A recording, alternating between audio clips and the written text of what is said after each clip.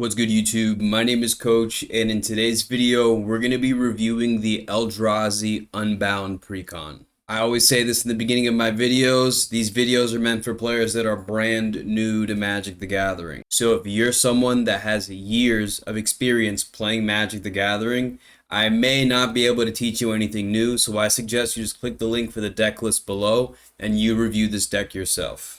For everyone else, I'm going to go over every card inside the deck and explain it in a way so that when you purchase this commander deck, you're able to sit down and know exactly what you should do when you play this deck. Now guys, this is a special commander deck because this commander deck is based around something called Eldrazi.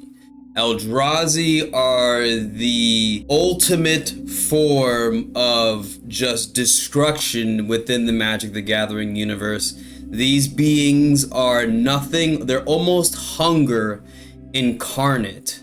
Some of the most powerful cards to ever exist in Magic the Gathering are Eldrazi, and even some of those cards, like this one right here, is actually banned in Commander. So let's take a look at this deck and see if Eldrazi continue to hold up to their reputation. The commander for this deck is Zhulodok, Void Gorger. He's a Eldrazi, 6 mana. Says colorless spells you cast from your hand with mana value 7 or greater have Cascade. Cascade meaning when you cast a spell, you reveal cards off of the top of your library until you find a spell that has mana value less than the spell that you had cast. So if I cast a 6 mana spell, I'm going to search for a minimum of 5 or lower. When I find that 5, I get to cast that one for free, and then I cascade again because of Zhulodok's ability. So we're cascading twice, which is pretty powerful, guys, I'm gonna be honest. The first creature we have in the deck is Endless One. He enters the battlefield with X+1/+1 counters on it. X at new players generally means that you're paying any amount of mana into the card. This could be a 10/10 if you put 10 mana into this card. But more importantly, this will allow you to cascade and search off the top of your library for a mana value spell up to 9 because you're casting 10 if that was the case. The Hangerback Walker, this card I'm pretty sure goes infinite. Hangerback Walker says it enters the battlefield with X+1/+1 counters on it. When this creature dies, you're going to create a 1/1 Thopter artifact creature token with a flying for each counter on the Hangerback Walker. But more importantly, you can pay 1 mana to then tap the Hangerback Walker to put a counter on this creature. I think this card goes infinite with Mikaeus the Unhallowed, so just be aware.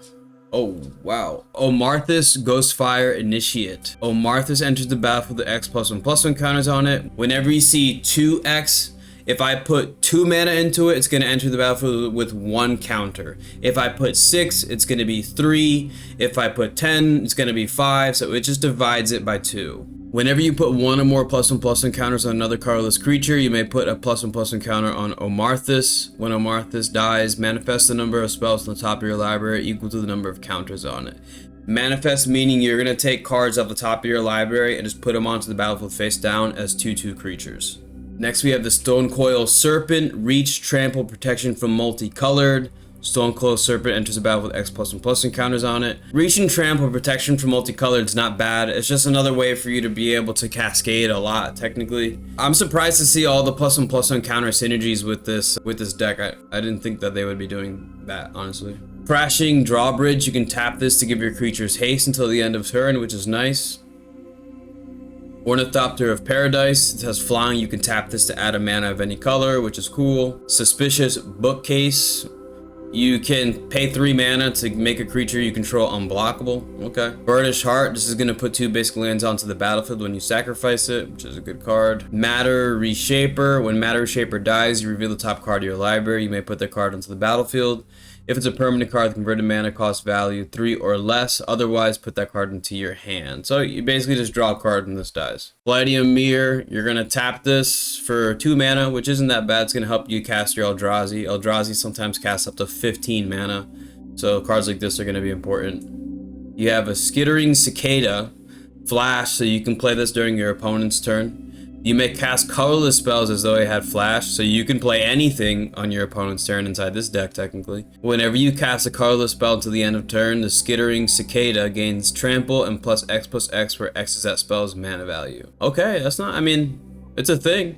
Abstruse Archaic. Vigilance. You can pay 1 mana and tap it to copy target activated or triggered ability from a colorless source. You may choose new targets for the copy. So when you trigger Cascade off of Zhulodok, you could pay 1 mana to have that happen again, technically, that's actually a pretty good play. Myriad Construct. This enters the battlefield with a +1/+1 counter on it for each non-basic land your opponents control, which in a 4-player game of Commander may be a lot. When the Myriad Construct becomes target of a spell, you're going to sacrifice it, and then you create a number of 1/1 construct artifact creature tokens equal to its power. It's not bad.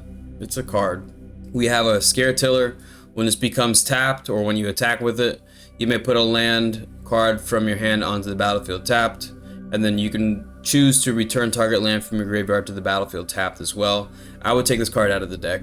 We have Solemn Simulacrum. When this enters the battlefield, you're going to search your library for a basic land, put it onto the battlefield, which is relevant. And then when this dies, you're going to draw a card. It's cool. Geode Golem. This has Trample, so it's going to be able to deal excessive damage. Whenever Geode Golem deals damage to a player, combat damage, you may cast your commander from your command zone without paying its mana cost. And Zhulodok does cost 6 mana. Keeping in mind that every time your commander dies, guys, that it's going to cost 2 more mana to play, so the Geode Golem may come in clutch at some point. We have Duplicant. Duplicant enters the battlefield and then exiles a non-token creature, which is nice, and then Duplicant's power and toughness becomes the power and toughness of the exiled creature. We have Endbringer. Okay, Endbringer, you're going to be able to untap during each other player's untap step. You can then tap it to deal 1 damage to any target, or you can then pay a colorless and tap Endbringer to say that target creature can't attack or block this turn, which is nice. You can protect your life total. You can then pay 2 mana to tap it to draw a card, which is what I think most people would do with this card. We have Oblivion Sower. When you cast a spell, target opponent exiles top 4 cards of their library. You may put any number of land cards that player owns from exile onto the battlefield under your control.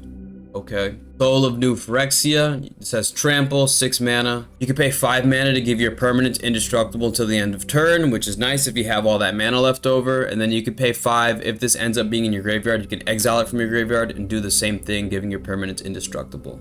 We have a Steel Hellkite. You can pay 2 mana to give this creature +1/+0 until the end of turn, and you can pay that 2 mana any amount of times.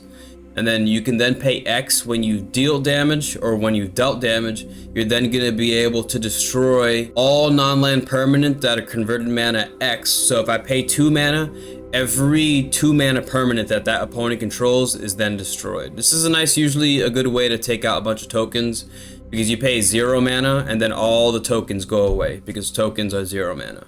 The next card is the Bane of Bala-Ged. Whenever the Bane of Bala-Ged attacks, defending player exiles 2 permanents they control. Guys, I'm gonna be real right now. These cards seem super basic. Like, I haven't really seen anything like special here this entire time, honestly. Look, we got a Meteor Golem.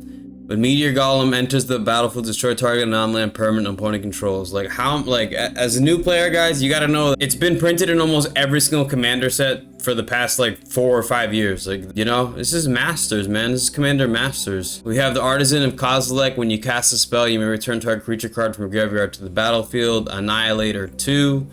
Annihilator means that whenever this creature attacks, the defending player has to sacrifice 2 permanents, which is kind of devastating. We have a Phyrexian Triniform. When the Triniform dies, you're going to create 3/3/3 Phyrexian Golem creature tokens. You can encore this to put 3 copies of the Triniform onto the battlefield, so that when they all get sacrificed, you will then end up with 9 artifact creature tokens, which is a big play. But man, this is the Ancient Stone Idol. Listen, guys, we gotta keep in mind, this commander deck is going for like almost $170 on TCG Player right now. So I'm being real, like, I don't think so far, guys, this is not worth $170. Ancient Stone Idol. When this dies, you create a 6/12. You can play this at flash speed. We have the Flayer of Loyalties. When you cast a spell, gain control of target creature until the end of turn. Untap that creature until the end of turn. It has base power and toughness 10/10. And gains Trample, Annihilator 2, and Haste. And then this itself has Annihilator 2. This is a cool card. I mean, 10 mana to play. You're gonna be able to gain control of a creature. It's only till the end of turn. It would have been cool if it just said, like, take the creature and just keep it. I mean, you are spending 10 mana on a spell, so I think that would have been more cool. But it is what it is. Next card is Kozilek, the Great Distortion. Man, out of all of the Eldrazi you guys could have put in the deck, you put Kozilek. So when you cast a spell, if you have fewer than 7 cards in your hand, you're going to draw cards equal to the difference. So you get to refill your hand. This has Menace. It is a 12/12, right? This card also has an ability that says discard a card with mana value X, counter target spell with mana value X. So if your friend plays a 2 mana spell, you discard a card in your hand that costs 2 mana, and now it's countered, which is a powerful play. But I mean, out of all of the Eldrazi, this is the Eldrazi that was definitely the most affordable, and it would have been cool for a $170 commander deck to get a card that was maybe 10% of $170, which would have been like $17. This is like $8 right here. I mean, this deck so far is nowhere even close to being worth $170. We have a Metalwork Colossus. This spell costs X less to cast, where X is the total mana value of non-creature artifacts you control. Okay, sacrifice 2 artifacts, return this from your graveyard to your hand. This is just a cool way to spend a little bit of mana to cascade for a lot of mana. Oh, this is It That Betrays. So whenever an opponent sacrifices a non-token permanent, you can put that card into the battlefield under your control. This is probably the best card so far. I think that It That Betrays is cool. But man, guys, looking at this, like the problem with cascading and having X spells inside your deck is that, you know, I could cascade into an X spell and then this would enter the battlefield with 0 counters. So I'm not sure that I totally agree with putting X spells inside of a cascade deck, because those things just enter the battlefield and die. So, and a lot of like the payoffs, like I'm gonna cascade into a suspicious bookcase. You're telling me, guys, I'm gonna play an Zhulodok, the Void Gorger, this giant 7/4 Eldrazi, and I'm gonna cascade into a suspicious bookcase? Like, where's the flavor on that? And like, I don't want to sound like I know I'm sounding like I'm whining, but like, whose idea was that, man? Like, I don't know. I'm gonna cascade Zhulodok. I'm gonna cascade into Scare Tiller, you know, into the Myriad Construct, the Skittering Cicada. You know, like I wanted to see like Eldrazi. Like I wanted to see like Eldrazi Tribal. I think that would have been super cool, and not a bookcase inside my Eldrazi deck. Like I just don't want to see a bookcase. You know, we have Ugin the Ineffable. Colorless spells you cast cost 2 less to cast. Okay, this is going to reduce the cost of your spells. You can +1 to exile the top card of your library face down. Then you're going to create a 2/2 creature token. And then when that token leaves the battlefield, you can put the exiled card into your hand. So it's kind of like slow card draw, and you get a creature out of it. You can then -3 to destroy target permanent that's 1 or more colors. Okay. Spells that we have here. Spatial Contortion. Target creature gets +3, -3 until the end of turn. Okay. We have a Warping Whale. You can exile target creature with power or toughness 1 or less. You can counter a target sorcery spell. Okay. And then you can create a 1/1 Eldrazi Silent creature token with, it has sacrifice this to add colorless mana. Okay. Titan's Presence. You can reveal a colorless creature from your hand. You have to, actually, as you cast this. And then you exile a creature if its power is less than or equal to the revealed creature's power. Calamity of the Titans. As an additional cost to cast a spell, reveal a colorless creature card from your hand. Exile each creature and planeswalker with mana value less than the revealed card's mana value. So it's just like it's just a board wipe if you have a really big spell in your hand that you're gonna be able to just exile a lot of things. Okay. All is Dust. All right. Each player sacrifices all permanents they control that are 1 or more colors. So this is a 7 mana one-sided board wipe inside this deck. I like this card, actually. This is good. We have Desecrate Reality. Okay. For each opponent, exile up to 1 target permanent that player controls with an even mana value. If at least 3 colorless mana were spent to cast a spell, return a permanent card with an odd mana value from your graveyard to the battlefield. Okay, so you get to exile things and then bring something from the graveyard back to the battlefield for 7 mana. Interesting. You know, it's a good way to cascade. Not of This World. Counter target spell or ability that targets a permanent you control. This spell costs 7 less to cast if it targets a creature or an ability. This spell costs 7 less to cast if it targets a spell or ability that targets a creature you control with power 7 or greater. So it's a free counter spell if it targets your commander, essentially. Rise of the Eldrazi. You're gonna pay 12 mana for this. It can't be countered. Destroy target permanent. Target player draws 4 cards. Take an extra turn after this way. Okay, so an extra turn spell for 12 mana. This is just a lot of people. Some people say like some extra turn spells are basically like explores, because you just basically get to play an extra land, and then you'll get your next turn. And at 12 mana, I mean, you're gonna be able to cascade off of this as well twice, right? So you're gonna get a lot more value if you have your commander on the battlefield. But 12 mana, guys, is a lot of mana. And when I'm cascading into the Suspicious Bookcase, guys, and then I cascade into a Hangerback Walker, and I get this for 0 mana, enters the battlefield, dies, and then I get a Bookcase, you know, in my Eldrazi commander deck that I spent $180 on after tax. You know, we have an Everflowing Chalice, another 0 mana.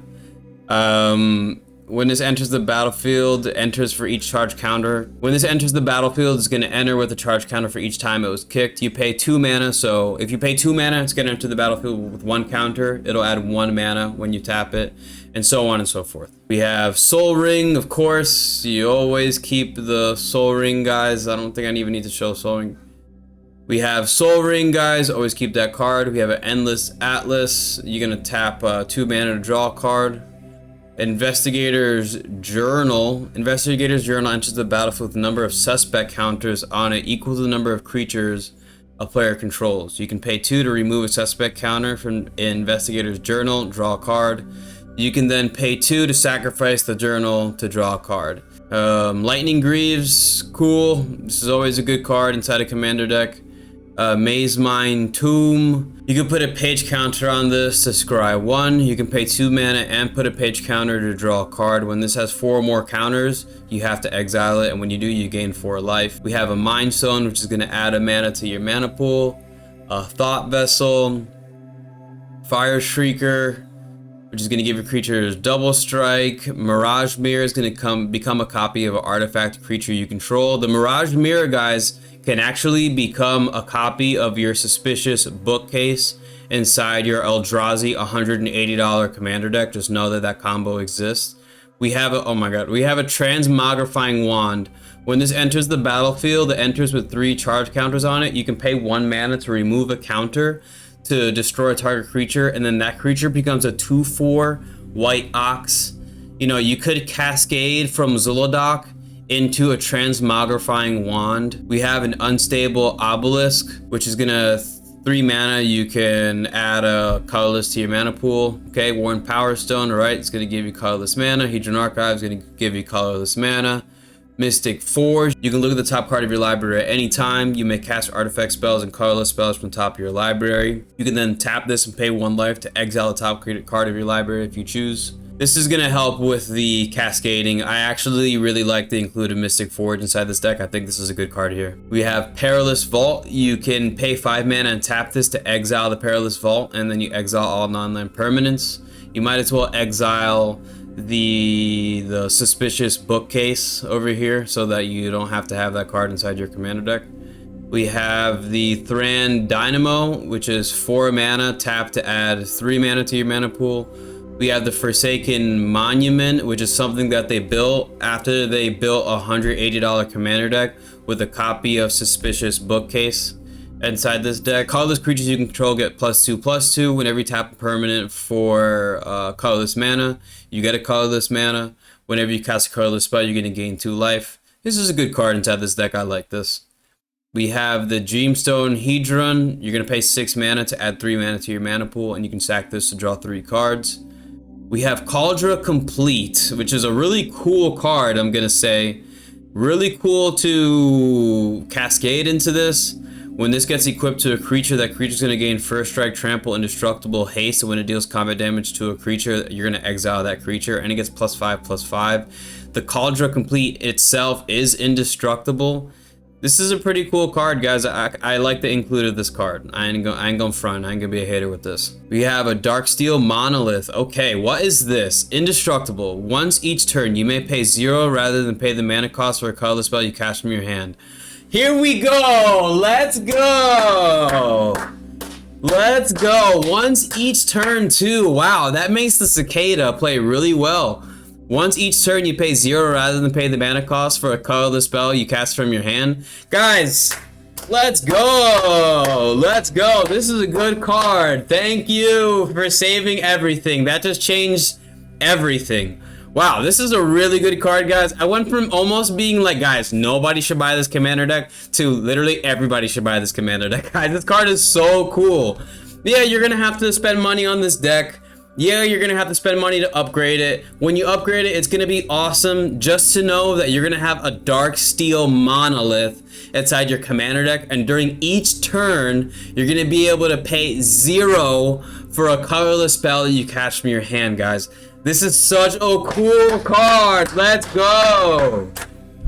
We have Ugin's Mastery. Whenever you cast a colorless creature spell, manifest the top card of your library. Whenever you attack with a creature with total power 6 or greater, you may turn a face-down creature you control face up. Okay, the lands that we have here, we have an Arcane Lighthouse. You can make your opponent's creatures not hexproof with this, which is cool.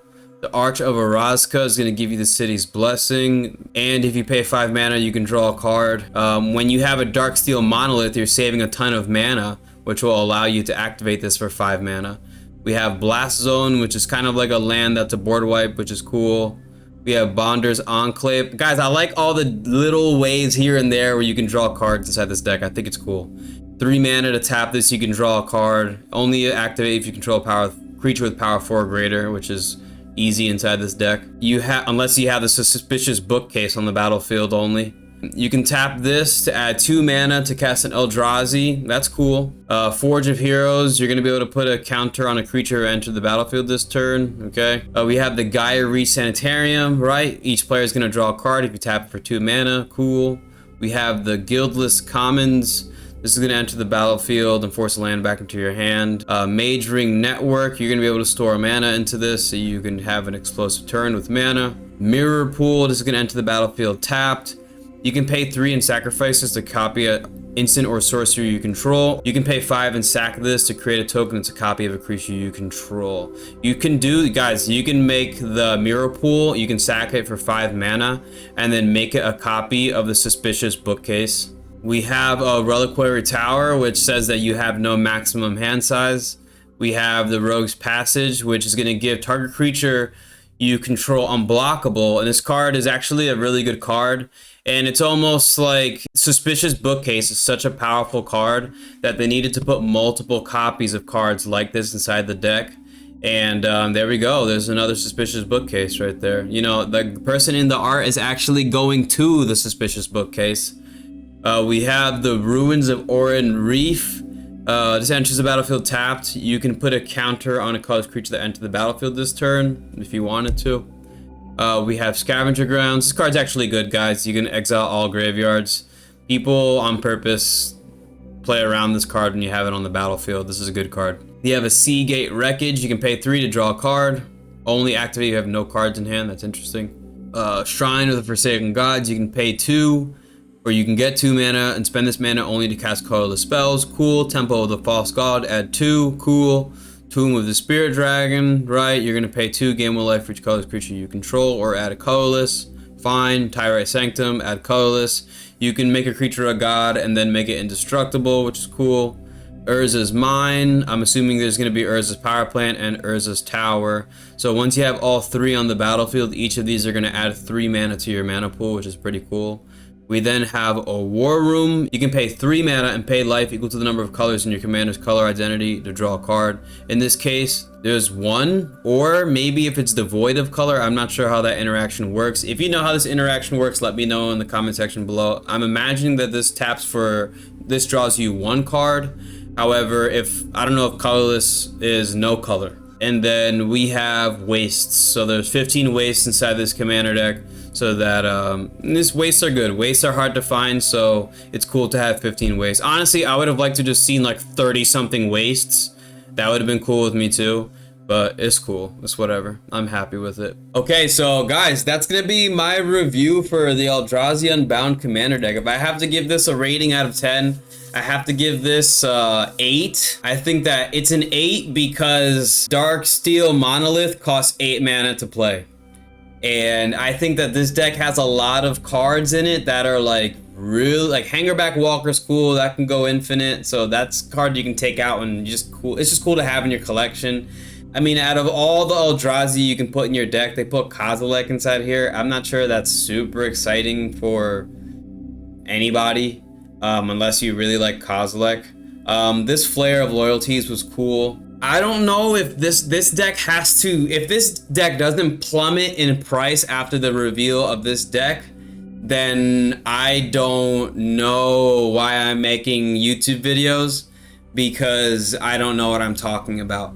I don't see how people are going to, I think there's going to be a large influx of people that are going to return their pre-orders, and also there's also going to be a lot of people that are going to look forward to getting this commander deck, like me. Like, I'm looking forward to it because I want the copy of the Darksteel Monolith, and I have Eldrazi that I can put inside here, so it's cool for me. Like, I have a collection, and I'm grateful to God every single day for it.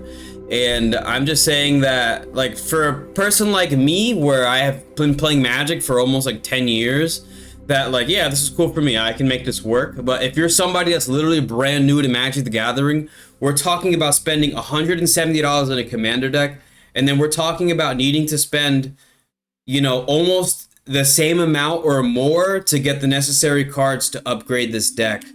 And when you look at it from that perspective, maybe when you see the name Eldrazi Unbound, guys, as the name of the commander deck, I would assume that it's an Eldrazi tribal commander deck, and it's not that at all. It's just there's a suspicious bookcase inside this deck, guys. There's a Scare Tiller here, guys.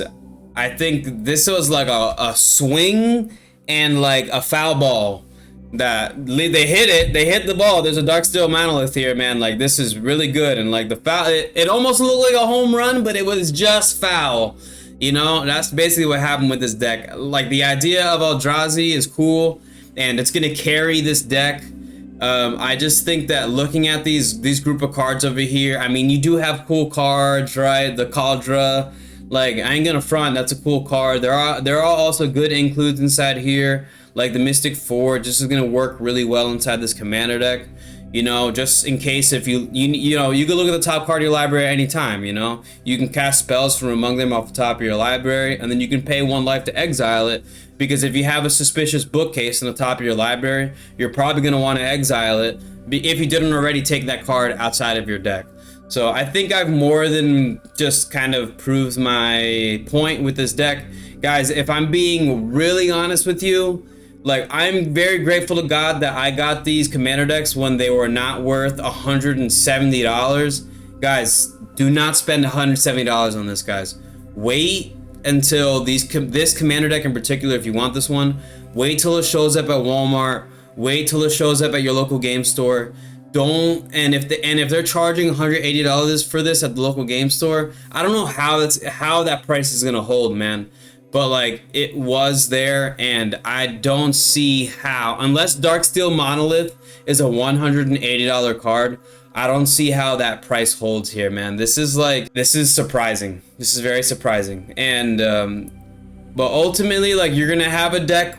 You have a deck, if you do buy this, if you're that person that will still buy this deck, even at $180, you know, you're gonna have fun, because at some point in the future, because you bought this, you know, and when you upgrade this, you're gonna have a super fun commander deck that's gonna be extremely great to play, and it's just gonna be very flavorful, and you're gonna be like, I got Zhulodok today, you know, this is cool.